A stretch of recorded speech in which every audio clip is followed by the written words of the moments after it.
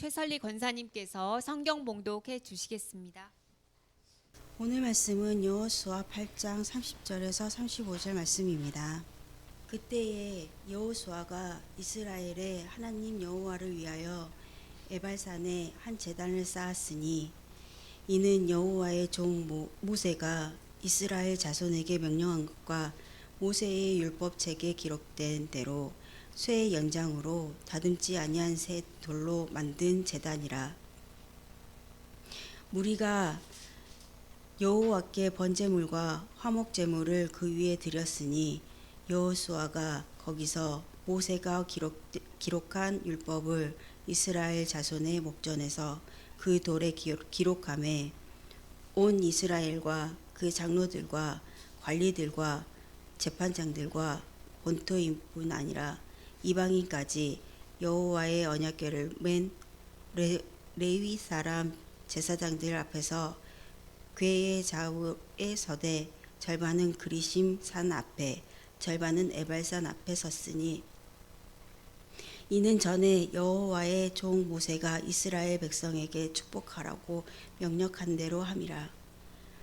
그 후에 여호수아가 율법책에 기록된 모든 것대로 축복과 저주하는 율법의 모든 말씀을 낭독하였으니 모세가 명령한 것은 여호수아가 이스라엘 온 회중과 여자들과 아이들과 그들 중에 동행하는 거류민들 앞에서 낭독하지 아니한 말이 하나도 없었더라. 아멘. 허영진 목사님께서 여호수아의 제단이라는 말씀으로 하나님의 말씀을 전하시겠습니다. 평안하셨습니까? 이렇게 여러분들도 예배를 섬기기 위해서 열심히 준비하시는 모습을 보면 저도 예배를 위해서 더 열심히 잘 준비해야겠다라는 생각이 듭니다. 오늘 말씀은 6장에서 여리고성의 점령 이야기, 7장에서 아이성에서 패배한 이야기, 또 8장에 아이성에 또 승리한 이야기, 이런 것들 쭉 거쳐서 오늘 본문에 이르게 되는 말씀입니다. 7장에서 이스라엘은 아이성을 정복하는 데 완벽하게 실패했죠. 공격당하는 아이성 사람들이 아니라 거꾸로 이스라엘 백성들이 패배 때문에 마음이 녹아서 물같이 되어버렸습니다. 이스라엘이 아이성 전투에서 패배한 것은 하나님께서 이스라엘 향해 진노하셨기 때문이죠. 하나님이 진노하신 것은 아간이 하나님의 것을 도둑질한 것이 원인이었습니다. 이스라엘은 하나님의 것을 도둑질한 아간을 돌로 치고 또 그에 속한 모든 것을 불살라버렸습니다. 그런 후에야 하나님의 진노하심은 그치게 되었습니다. 8장에 이르러 이스라엘은 두 번째 아이성 공격을 계획합니다. 이스라엘의 두 번째 공격은 철저하게 하나님께 의지합니다. 하나님께 완전히 복종하는 모습으로 계획합니다. 자, 이스라엘의 작전은 매복이었죠. 성읍 뒤에 군사를 매복하고 또 다른 군사들은 일부러 아이성 군사들의 눈에 띄도록 배치했습니다. 아이성 군사들은 눈에 띄는 이스라엘 군대가 전부일 것이라고 착각했죠. 이스라엘 군대가 패한 척 도망할 때에 아이성 군대는 큰 실수를 저지르게 됩니다. 지난번 싸움과 마찬가지로 이번에도 이스라엘 백성들이 정말로 패해서 도망간다 이렇게 생각한 것이죠. 17절은 이렇게 말하는데요. 아이와 베델에 이스라엘을 따라가지 아니한 자가 하나도 없다라고 전하고 있습니다. 그것도 성문까지 활짝 열어놓은 채 쫓아갔다라고 합니다. 아이성 사람들이 성문도 열어둔 채로 이스라엘 군대를 추격할 때에 매복해 있던 다른 이스라엘 군대는 성읍으로 돌격해 성을 점령하고 온 성읍에 불을 질러버렸습니다. 이스라엘 군대를 추격하던 아이성 군사들은 그들이 추격하던 이스라엘 군대와 또 성을 점령한 이스라엘 군대 사이에 끼어서 한 사람도 도망가지 못하고 아이 왕까지도 사로잡히게 되었다라고 합니다. 아이성에 대한 두 번째 공격에서 이스라엘은 작전의 수립과 시행되는 과정에서 하나님께 완전히 의지하는 모습을 보여주었습니다. 여호수아는 8장 4절에서 이스라엘 군대에게 이렇게 명령했습니다. 너희는 성읍 뒤로 가서 성읍을 향하여 매복하라 라고 명령했습니다. 그런데 이 작전은 2절에 보면 하나님께서 세워주신 것이었습니다. 그리고 또 여호수아는 8절에서도 명령하는데요. 너희가 그 성읍을 취하거든 그것을 불살라 여호와의 말씀대로 행하라. 여호수아가 이스라엘 백성들에게 명령한 모든 것은 다 하나님에게서 나왔다는 것입니다. 이날 이스라엘 군대가 아이 사람들과 전투를 벌일 때 26절에서 여호수아는 아이 주민들을 진멸하여 바치기까지 여호수아가 단창을 잡아든 손을 거두지 아니하였다라고 전합니다. 오늘 단창을 든 손을 내리지 않는 여호수아의 모습은 출애굽기 17장에서 모세의 모습을 연상시킵니다. 모세는 이스라엘 군대가 아말렉 군대와 다툴 때에 산 꼭대기에 서서 그날의 전투가 끝나기까지 팔을 내리지 않았습니다. 오늘 여호수아도 모세가 그랬던 것처럼 단창을 든 손을 싸움이 끝날 때까지 내리지 않고 있습니다. 여호수아가 모세를 따라하는 거죠. 여호수아가 모세를 따라하는 것은 의미가 있습니다. 모세가 그랬던 것처럼 이스라엘 백성들에게 가졌던 그 권위를 따라가겠다는 것입니다. 모세의 권위는 어디서 나왔을까? 모세의 인품과 지략이 뛰어나서 거기서 모세의 권위가 나왔을까? 아니지요. 모세의 권위는 하나님으로부터 나온 것이었습니다. 모세가 든 지팡이에 힘이 있었다면 그 지팡이를 든 사람이 모세였기 때문이고, 모세의 말에 권위가 있었다면 그 권위는 하나님이 모세를 쓰셨기 때문에 권위가 있었던 것이었습니다.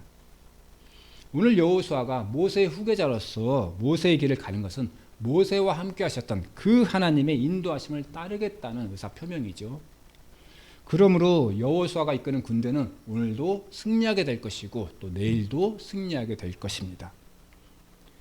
8장에서 이스라엘 군대는 아이성을 점령한 후에 하나님의 말씀을 따라 그 성읍을 불살라 버렸습니다. 그리고 30절에 이르러 여호수아는 에발산에 제단을 쌓았습니다. 제단을 쌓고 예식을 올리는 30절부터 35절 말씀이 오늘 본문의 말씀인데요. 여호수아서는 재미있고 상당히 흥미진진한 얘기로 가득 찬데 오늘 본문은 그 중에서 재미없는 부분입니다.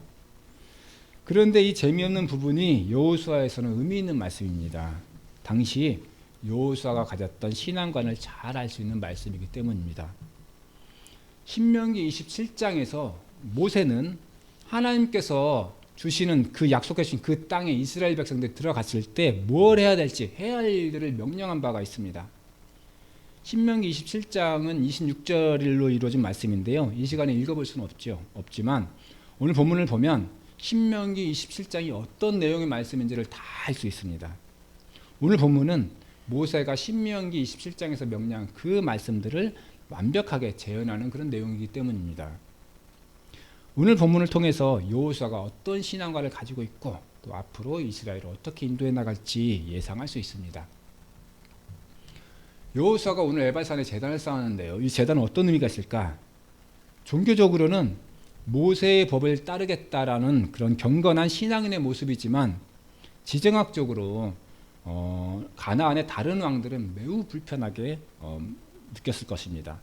과거에 국가 간의 전쟁이 있었어요. 그러면 거기서 승리하거나 어떤 의미 있는 정복이 있었다라고 하면 왕들은 비석을 세웠지요. 그래서 우리나라의 고대 시대에도 고구려의 광개토 대학능비 또는 신라의 진흥원 순수리 이런 것들은 유명하게 알려진 거죠. 이런 것들 비석을 많이 세웠습니다. 빈 들에 우뚝 솟은 비석을 하나 세우고 거기에 왕의 업적을 기록하는 거죠. 자, 그것은 그 땅의 권리를 주장하는 것이었습니다. 여기까지가 내 땅이다. 여기까지는 내 힘이 미치는 곳이다. 그러니 너희들 이 선 넘지 말아라. 경계를 넘지 말아라. 라고 경고하는 것이죠. 여호수아는 에발산에 제단을 쌓고 모세가 신명기 27장에서 명령한 것을 다 지켰습니다. 모세는 신명기 27장에서 그리심 산에서는 축복을 선포하고 또 에발산에서는 저주를 선포하라 라고 말했습니다. 33절에서 온 이스라엘 백성의 절반은 그리심산 앞에 또 절반은 에발산 앞에 세우고 율법책에 기록된 대로 축복과 저주하는 모든 말씀을 낭독했다라고 합니다. 여호수아의 행위는 그 땅에 대한 권리를 선언한 겁니다. 특히나 가나안의 다른 왕들에게는 여호수아의 행위가 매우 적대적으로 느껴졌을 것입니다. 여호수아의 이 일은 여리고성을 함락한 일 그리고 아이성을 함락한 일, 이 일들과 더불어 가나안의 모든 왕들에게 전해졌을 것입니다. 그러므로 바로 이어지는 9장 1절, 2절에 보면 가나안 왕들의 어떤 그 반응이 나오는데요. 이 모든 왕들은 위기감을 느끼게 됐다고 합니다. 그래서 이 위기감은 여호수아와 이스라엘에 맞서 싸우기 위해 자기들끼리 연합하는 그러한 모습을 보여주기에 이릅니다. 여호수아서 8장에서 9장으로 넘어가는 그 경계를 잘 보면 우리는 어떤 하나의 전선을 발견할 수가 있습니다. 하나님과 하나님의 서는 편, 또 그에 거부하는 왕들, 연합체, 이 대치 전선이 그어지는 겁니다. 8장에서 보면 아이 왕에 대한 언급은 3번이 나와요. 1절에 한 번 나오고 23절에 한 번 나오고 또 29절에 한 번 나와요. 이것은 아이 왕의 강력한 왕권을 가졌다는 것을 의미합니다. 특별히 주목할 만한 의미도 없는 사람에게 이렇게 3번씩이나 언급하지는 않겠죠. 하나님께서 이 아이 왕을 누르시고 또 29절에 보면 나무에 달았다가 또 성문어기에 던지십니다. 당신의 강한 권세를 보이시는 것이죠. 오늘 본문을 통해 하나님께서는 당신의 주권을 선포하신 것입니다. 하나님의 주권 선포를 듣는 자들은 이 하나님의 권위에 복종했어야 옳았을 것입니다. 그러나 가나안의 왕들은 그 하나님께 복종하기를 거부합니다. 대신에 대결을 선포합니다. 그러므로 이어지는 9장부터는 자연스럽게 하나님의 왕들에 대한 심판으로 이어지게 됩니다. 오늘 여호수아 8장은 우리 교회에 무엇을 말할까? 하나님의 권위에 복종할 것을 말합니다. 나의 가치관, 또 나의 신념에 판단하지 말고 하나님의 가치관, 하나님의 신념에 의해서 판단하고 복종하라는 것입니다. 이스라엘은 자기들의 신념에 의해 전투에 나섰을 때 아이성 사람들에게 패했습니다. 아이성은 요새였고 군사들은 강했기 때문입니다. 7장에서 이스라엘이 패배했을 때 여호수아는 울며 하나님 앞에 엎드렸습니다. 주여, 원수들이 우리를 둘러쌌습니다. 주의 크신 이름을 위하여 어떻게 하시렵니까? 하나님은 엎드린 여호수아를 일으키십니다. 일어나라. 어찌하여 이렇게 엎드렸느냐? 그리고 회복할 수 있는 방법을 알려주셨습니다. 범죄하여 더러워진 그 부분을 불살라 태워버리라는 것입니다. 이스라엘이 하나님의 말씀대로 더러워진 것을 구분하고 또 그것을 태워버렸을 때 이스라엘은 다시 싸울 수 있었습니다. 다시 승리할 수 있었습니다. 교회는 하나님의 권위에 복종해야 합니다. 하나님께 복종할 때 교회는 힘이 있고 빛이 납니다. 하나님에 의해 교회가 다스려질 때 교회를 통한 복음의 활력이 있고 성도 개인의 삶도 복된 삶이 될 수 있습니다. 교회 목사님들이 가끔 이런 말씀하실 때 들은 적이 있어요. 아마 여러분도 한두 번쯤은 들어본 경험이 있을 건데요. 교회는 민주주의가 아니다라고 말합니다. 저는 이 말을 들을 때 부정적인 인식이 많았는데요. 왜냐하면 이 말은 목사들이 자기 마음대로 교회를 운영하고 싶을 때 주로 써먹는 말이기 때문이죠. 목사들이 본인의 의견에 반대하는 사람을 가장 효과적으로 누릴 수 있는 방법은 사대주의적 권위를 주장하는 거죠. 사대주의적 권위를 주장하고 교인들에게도 그러한 인식이 당연하다. 목사는 특별한 사람이야. 라는 인식을 갖게 성공하면, 그렇게 사는 것까지 성공하면 그 교회는 목사 개인의 의견대로 움직일 수 있는 교회가 되었다라고 말할 수 있을 것입니다. 목사는요, 좋든 싫든 목사가 되었다면 교회 운영의 주동권을 가져야 하는 게 운명이에요. 어쩔 수 없어요. 근데 제가 주변에서 봐온 목사 중에 교회는 민주주의가 아니다라는 말을 주로 쓰시는 분들은 대부분은 좋지 않은 경우였기 때문에 저는 이 말에 부정적인 인식을 갖게 되었습니다. 그렇지만 내가 그 말에 대해 좋게 생각하고 안 좋게 생각하고 그 상관없이 분명한 것은 교회는 민주주의가 아닌 것은 맞는 것 같아요. 그렇다면 교회는 독재주의일까? 독재라 하면, 교회에서 독재자라 하면 주로 목사가 되겠죠. 목사가 그렇겠죠. 목사의 일인에 대해 좌우되는 교회는 바람직하지 않을 것입니다.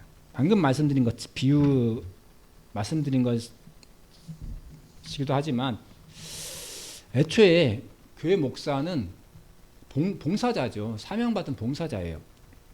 목사의 근본 업무는 그래서 양을 기르는 거죠. 목양이죠. 그 경영이 아니죠. 어떤 기업체를 경영하는 경영인이 목사는 아니죠. 그래서 주 업무가 목양인데 부 업무인 경영이 오히려 더 크게 역전되는 현상이 일어날 때가 있어요. 그러면 그런 교회는 반드시 격길로 세게 되어 있죠. 어느 교회든 실질적으로 교회의 운영권을 목사가 갖는다 하더라도 독재를 할 수 있는 정도에 이른다면 또는 그 비슷한 모양으로 또 갖는다면 그 사람은 하나님의 교회를 망하는 길로 이끌고 있다 이렇게 말할 수 있을 것입니다. 그러면 민주주의도 아니고 독재도 아니라면 교회의 정치 원리는 과연 무엇일까? 민주주의든 독재든 그것은 사람에 의해서 행해지는 것을 전제로 하는 것이죠. 우리나라 헌법 제1조 2항은 대한민국의 주권은 국민에게 있다라고 밝히고 있습니다. 대한민국의 주권은 국민이라는 것입니다. 대한민국의 주인은 국민이라는 것이 당연하기 때문에 제1조 제1항에서 대한민국은 민주공화국이다 이런 사실을 천명할 수 있는 겁니다. 그러므로 민주주의는 사람인 국민이 주인으로서 하는 정치체제를 민주주의라고 하는 겁니다.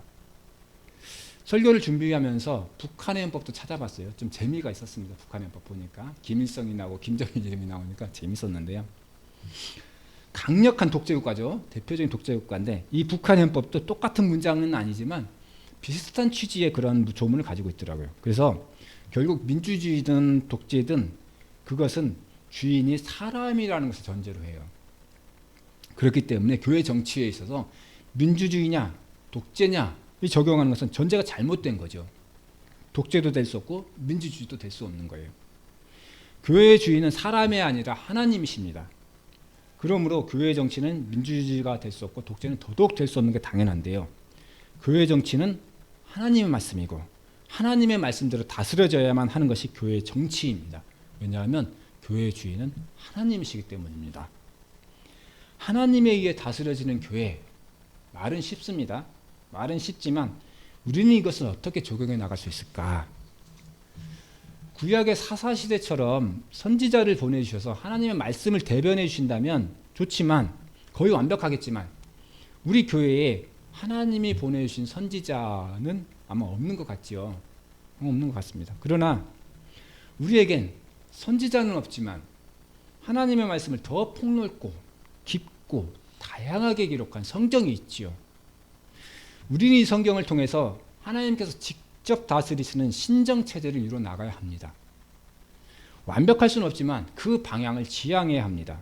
그것이 하나님께 복종한 우리의 방법입니다. 다만 구체적인 적용에 있어서 우리는 우리가 가질 수 있는 그런 오류를 줄이기 위해서 민주적인 절차에 의한 방법을 적용하려고 하죠. 그것이 우리 교회의 방법이죠.